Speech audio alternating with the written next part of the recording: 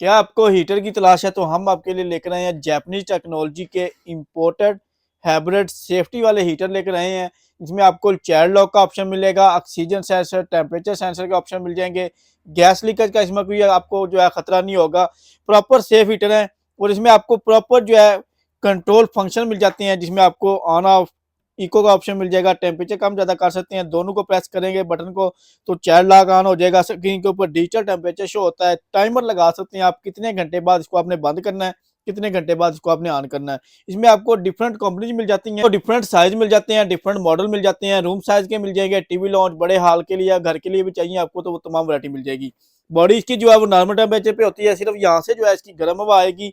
और बिजली ये निहायत ही कम लेते हैं, सिर्फ और सिर्फ 16 वाट ये बिजली ले रहा है। 75% गैस की सेव करता है। यहाँ पे आपने गैस की इसमें गैस का पाइप लगा देना है और कोई आपको बैच से सर्विस नहीं करवानी पड़ेगी, सिर्फ आपने यहाँ से इसका जो है फिल्टर खोलना है, इसको साफ करके दोबारा लगा देना है।